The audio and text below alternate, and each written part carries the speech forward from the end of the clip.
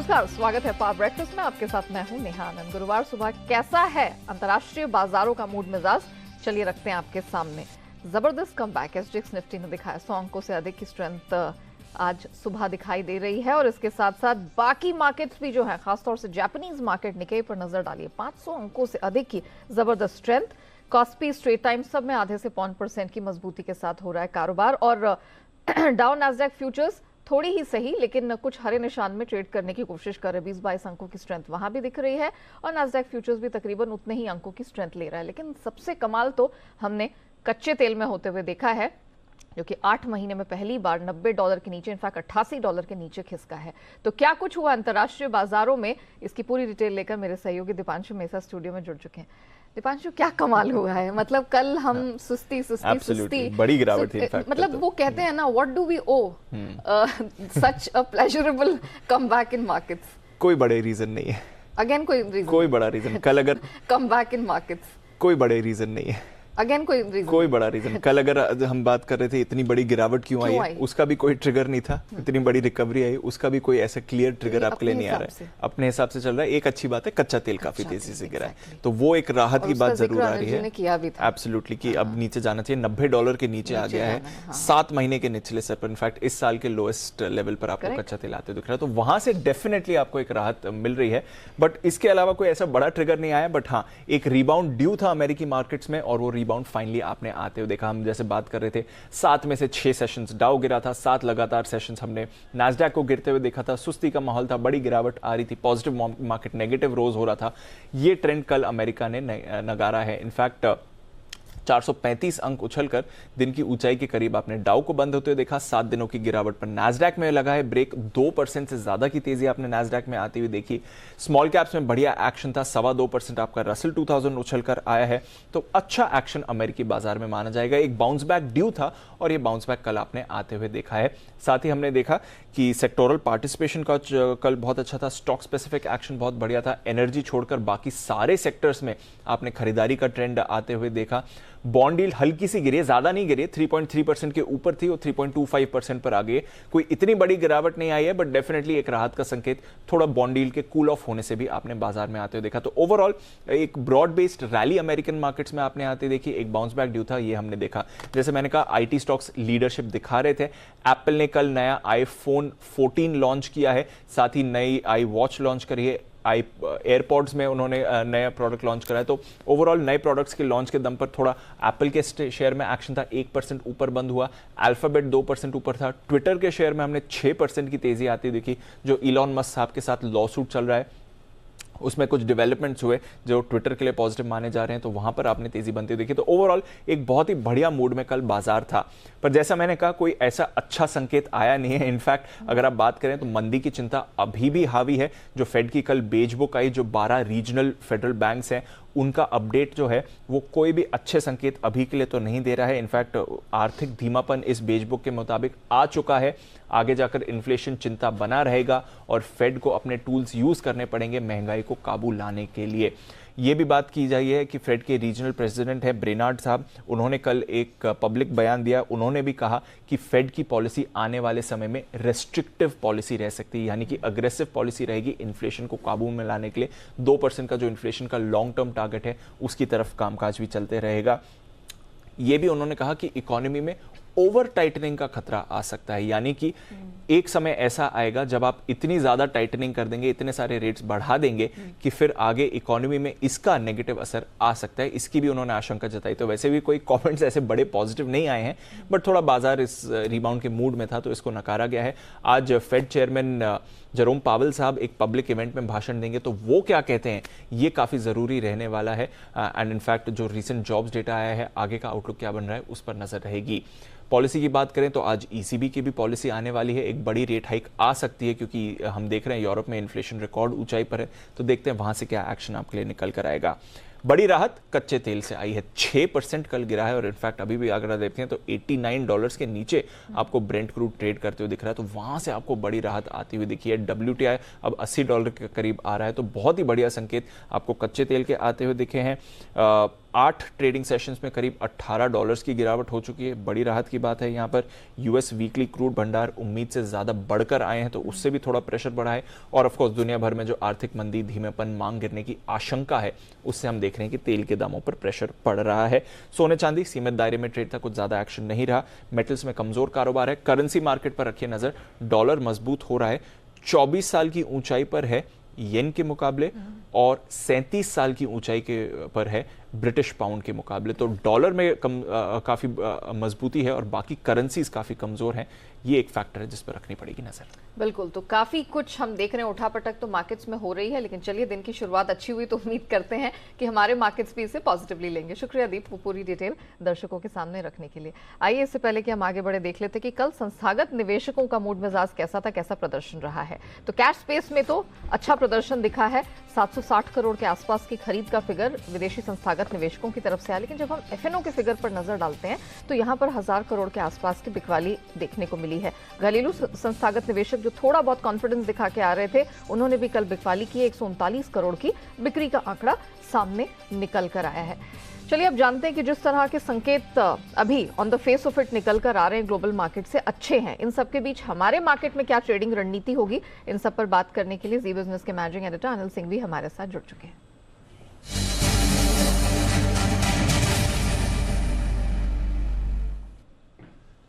Sir good morning. Sir सबसे पहले तो आपको कच्चे तेल पर जो आपने प्रिडिक्शन, जो फोकास्ट, जो अपने दिल की बात आपने रखी थी कि $90 के नीचे दिखेगा, वो हमने होता हुआ कल देखा है। सर अब बताइए, जैसे संकेत इंटरनेशनल मार्केट से मिल रहे हैं आज, ट्रेडिंग रणनीति में कोई बदलाव क्या करें? पता नहीं, वो ओम शांति ओम फिल्म में नेहा थी ना कि शाहरुख खान का कोई डायलॉग कि आप दिल से कुछ करो तो वो पूरी कायनात मदद करने वैसा ही कुछ हुआ है। लगता है कि तो चाहते हैं कि कच्चा तेल नीचे आए। देखिए, मंदी, आर्थिक धीमापन, ये सब चीजें तो पहले से पता ही है और सबको मालूम है कि ये तो होना ही है। जिस तरह से अमेरिका तेजी से ब्याज दरें बढ़ा रहा है, उन्हें महंगाई नीचे लाने के लिए ये सब करना है। लेकिन इस सब के साथ हमारा तो धीमापन इतना कोई खास है नहीं। इनफैक्ट हमारी अर्थव्यवस्था तो मजबूत है, हर एक तरीके से हम मजबूत है। हमारे लिए कच्चा तेल नीचे आ जाए बस, और कुछ चाहिए नहीं हमें इससे ज्यादा। बाकी हम हमारी अपनी तेजी हम खुद कर लेंगे। सो आज $90 के आसपास इसके नीचे आना मनोवैज्ञानिक तौर पर बहुत बढ़िया चीज है। और देखिए, आप तो ज्यादा अच्छे से जानती है कच्चा तेल किस तरह से लोअर लोज लगातार बना रहा है। ठीक है, नॉन स्टॉप $18 घटा है तो थोड़ा बहुत वापस बढ़कर आ भी जाए 95-70 में, लेकिन हाँ चाल बिगड़ी हुई है ना, ये इंपॉर्टेंट है। और मुझे लगता है आज हमारे बाजारों की शुरुआत करने के लिए दो सबसे बढ़िया संकेत ये है ग्लोबल मार्केट से। एक तो अमेरिका की शानदार रिकवरी, शानदार तेजी। नेस्डेक लग ही रहा था 8 दिन पिटने के बाद थोड़ी रिकवरी तो देगा ही, और वही हाल डाउ का भी है। 8 में से 7 सेशन खराब होने के बाद थोड़ी रिकवरी तो बनती थी। तो एक तो उस रिकवरी को हम एंजॉय करेंगे और उस रिकवरी के साथ साथ कच्चे तेल की जो तेज गिरावट है उस पर भी हमें फायदा मिलेगा ही मिलेगा। अब आइए लोकल सेक्टर से। आप देखिए ना, पिछले 3-4 बार नेहा ऐसा हुआ कि जब भी भारतीय बाजार गैप से नीचे खुलता है, बस वो मतलब शुरुआत के 15 मिनट में जो बॉटम बन गया, उसके बाद वापस नीचे जाती ही नहीं है। कल भी देखिए धीमे धीमे आराम से 17,600 के ऊपर जाकर बंद होने में कामयाब रहे। सो मजबूती है ही हमारे से। अब आज आपको एक अच्छी क्लोजिंग चाहिए 17,760 के ऊपर, वो मिल जाए तो कहने ही क्या। चलिए पहले मैं आपको सपोर्ट रेंज बता दूं, 17,475, 17,550 स्ट्रॉन्ग बाय जोन है निफ्टी के लिए। आज वैसे उस रेंज में पहुंचेगा नहीं गैप से खुलने के बाद, लेकिन वो जगह है। ऊपरी स्तरों पर जो हल्की फुल्की रुकावट है वो है 17,750 से लेकर 17,825। इस रेंज में आज हम पहुंचेंगे जरूर और उसके बाद देखते हैं क्या कुछ होता है। बैंक निफ्टी का जहां तक सवाल है, 39,250, 39,325, बहुत छोटी सी 75 पॉइंट की रेंज दे रहा हूं मैं आपको, ये आपके लिए सपोर्ट है। और ऊपरी स्तरों पर 39,850 से लेकर 40,050, ये रेंज है हल्की फुल्की रुकावट की। और 40,100 के पार जब बैंक निफ्टी निकलकर टिकेगा, जो शायद आज ना हो, लेकिन वो अच्छी मजबूती देगा। तो ये सारे फैक्टर्स हैं, ट्रिगर्स हैं, लेवल्स हैं जिन पर आपको नजर रखनी चाहिए। तो एक मजबूत ट्रेडिंग सेशन के लिए तैयार हो जाइए। हाँ, एक ही चीज है कि ऊपरी स्तरों पर थोड़ी बहुत प्रॉफिट बुकिंग आ सकती है, क्योंकि एक ट्रेंड और भी है कि जब बहुत तेजी से बाजार भागते हैं तो ऊपरी लेवल पर प्रॉफिट बुकिंग भी आती है। तो अच्छे लेवल से प्रॉफिट बुक करें, बाय ऑन रिस्क की स्ट्रेटेजी रखें, कैश मार्केट के स्टॉक्स में खरीदारी करें, ब्रॉडर मार्केट में मजबूती बनी रहेगी और संकेत बेहतर है तो तेजी के लिए और आगे तैयार होइए। जी। चलिए सर, धन्यवाद, आपने दिन की बहुत बेहतरीन शुरुआत करवा दी हमारे दर्शकों के लिए। तो आज सब कुछ अच्छा मंगलमय होता हुआ दिखाई दे रहा है। डिप्स पर खरीद की रिकमेंडेशन है। ब्रॉडर मार्केट्स में अच्छी खासी हरियाली छाई रहेगी।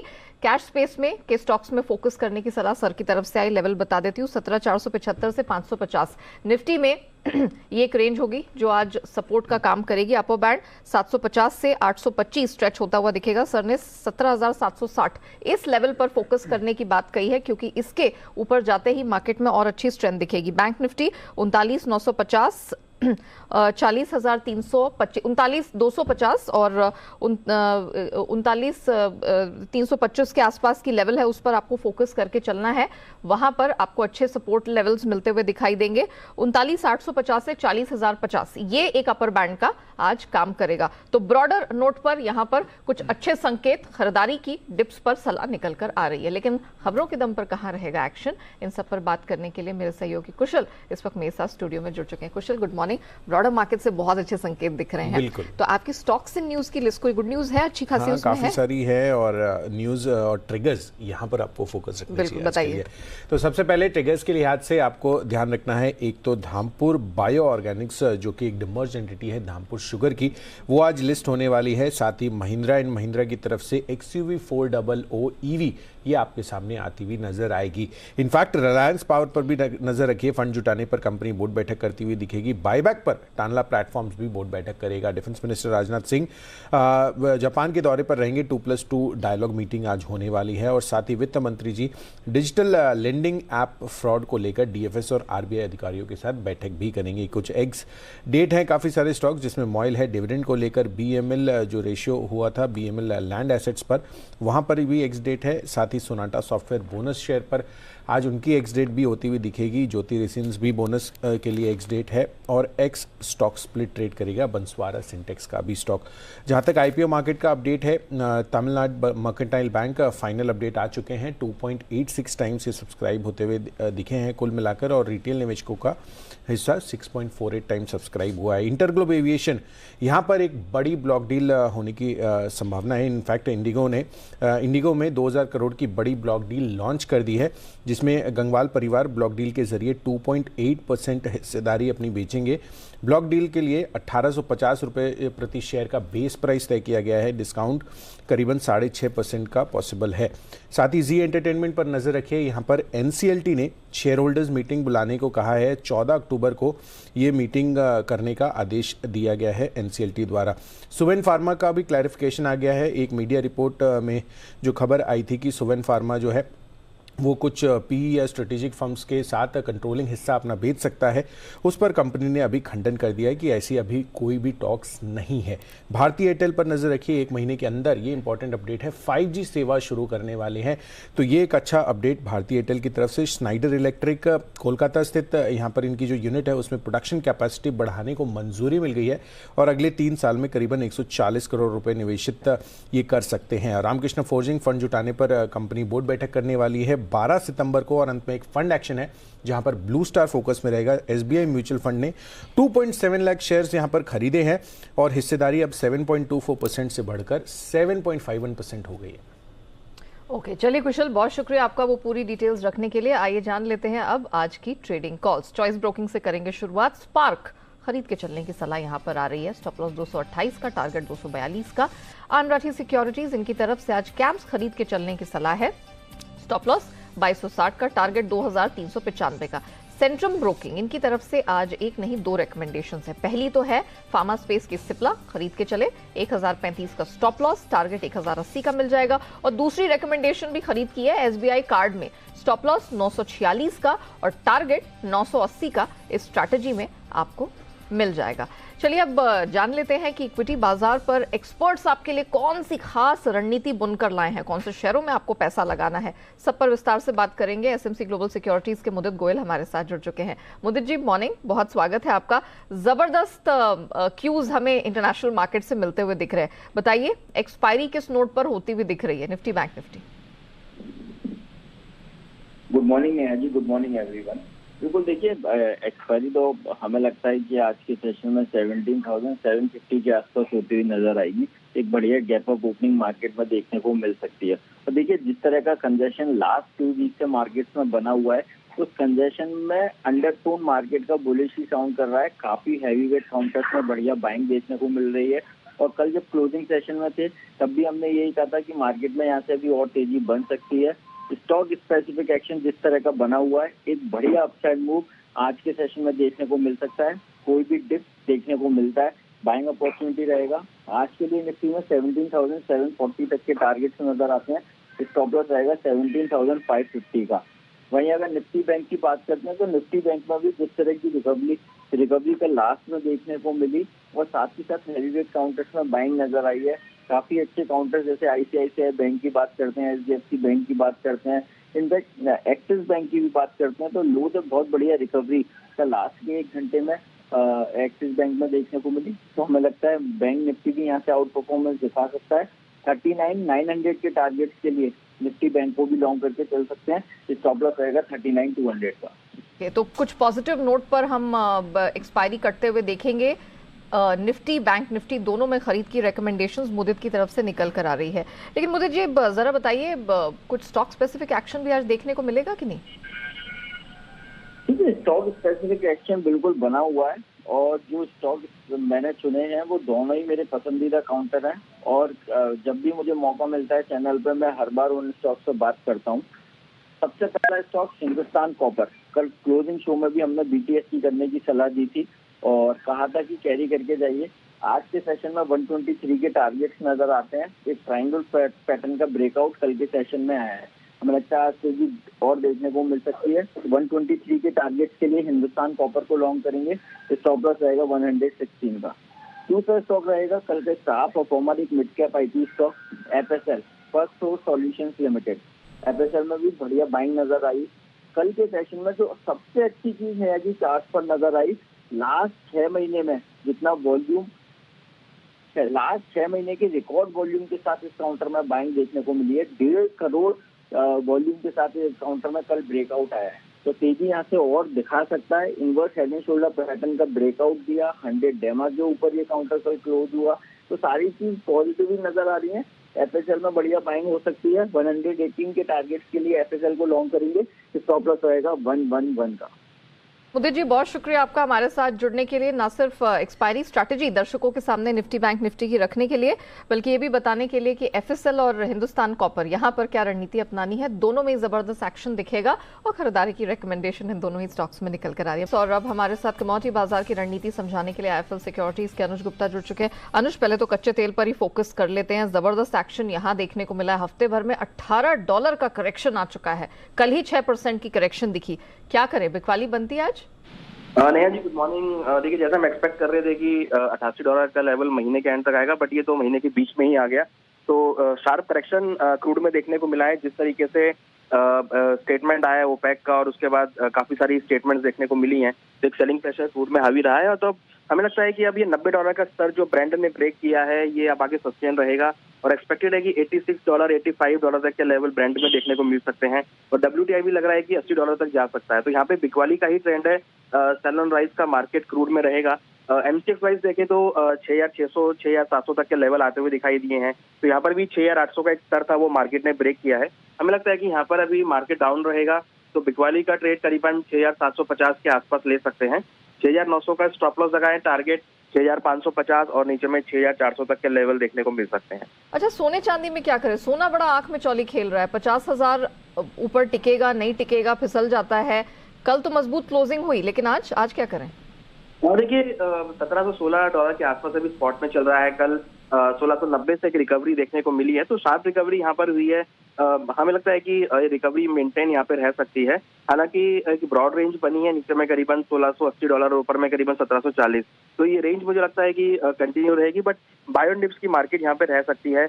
तो खरीदारी की सलाह रहेगी इंट्राडे के लिए करीबन 50,250 में खरीदारी करें। 50,000 का स्टॉप लॉस लगाएं, टारगेट 50,800 तक हो सकता है एमसीएक्स में। और इंटरनेशनल मार्केट में एक्सपेक्टेड है कि 1725 से लेकर $1,730 तक के लेवल देखने को मिल सकते हैं। ओके, तो रेंज बाउंड ट्रेड रहेगा, लोअर लेवल्स पे खरीद बनती है। मेटल्स में क्या करें? मेटल्स की हालत तो पस्त है। चाइना ने जो कुछ कदम उठाए वो सब नाकाफी बेअसर साबित हुए हैं। क्या किया जाए? देखिए मेटल्स में डिफरेंट चाल देखने को मिल रही है। अगर हम जिंक या एल्युमिनियम को देखें या फिर कॉपर को देखें तो सभी की अपनी अलग डायरेक्शन है। बट खरीदारी के पॉइंट ऑफ व्यू से क्योंकि कल भी हमने कॉपर में एक लोअर लेवल से रिकवरी आते हुए देखी थी, करीबन 643 तक के लेवल गए थे, तो कॉपर मुझे लगता है कि थोड़ा सस्टेन हो सकता है लोअर लेवल्स पे।